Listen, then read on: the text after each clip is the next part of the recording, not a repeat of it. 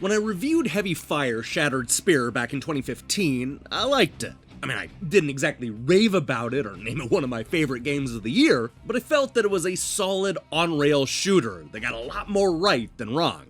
I feel it's important to make that clear right at the start, because Heavy Fire Red Shadow is a crummy follow-up.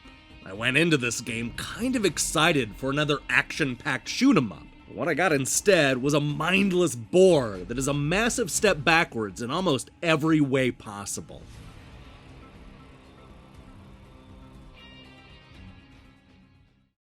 Red Shadow keeps up the tradition of throwing us smack dab in the middle of some of the most volatile regions of the world. We've already fought through Afghanistan, Iran, and a couple of fictitious Middle Eastern countries, so it's time to set our sights on North Korea.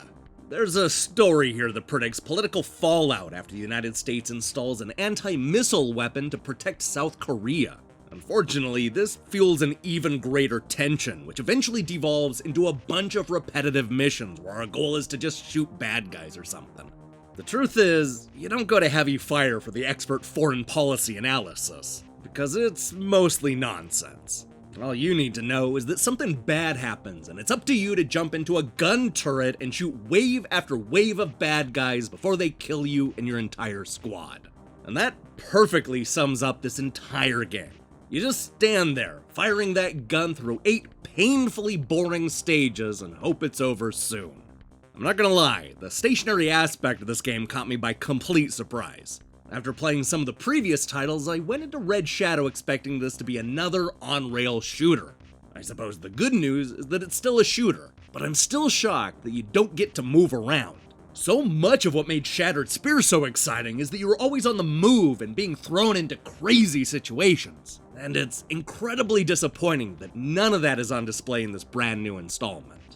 But maybe I don't need to be on rails for Heavy Fire to be fun, is something I kept trying to convince myself of at the time. Maybe all the changes they've made will be enough to keep the action fresh. I mean, we're now able to call in for backup soldiers, air support, supplies, and more. There are also optional side quests, and even a leveling up system. All that sounds like fun, right? Surely, the good people at Mastiff know what they're doing, and will keep this from becoming repetitive. Of course, that didn't happen. Heavy Fire Red Shadow is an absolute mess that is neither fun nor exciting. It stumbles at almost every turn and constantly finds ways of shooting itself in the foot. Nowhere is this more apparent than when you look at the 8 stages. That's actually a bit of a misnomer, because the game only really has 4 locations.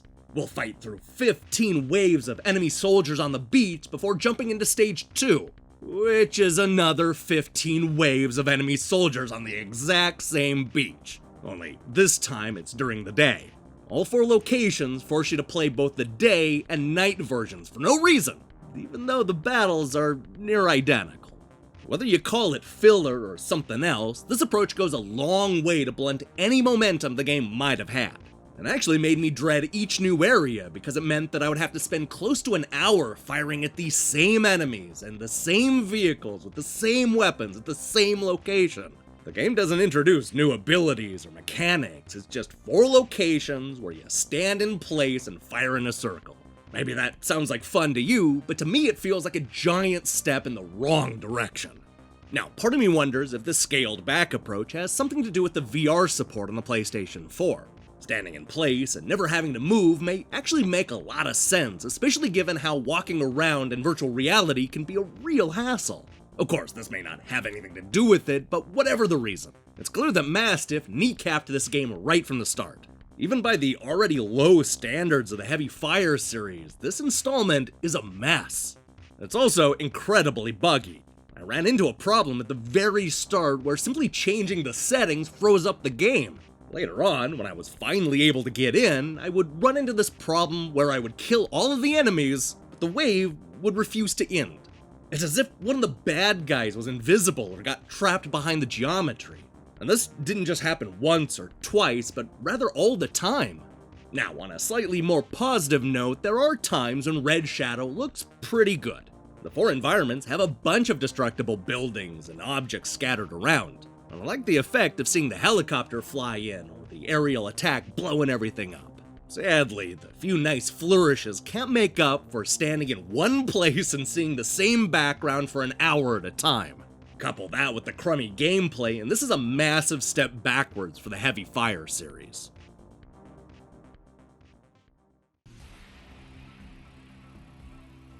Even with modest expectations, Red Shadow left me thoroughly disappointed.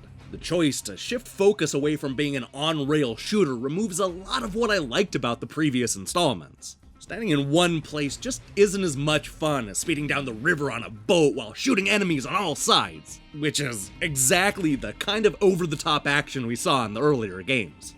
This is a series that should have gone bigger and better, not scaled it back to the point of being boring and predictable. This is not how you make a Heavy Fire sequel. Hey, thanks for watching our review. If you liked what you saw here, then you should know that we post new reviews and features almost every day. Now here's the question I have for you. What's your favorite on-rail shoot-'em-up? The arcade was lousy with great light gun games that would apply here, but I think my pick would be one of the Panzer Dragoon games. I can't wait to see your picks in the comments below.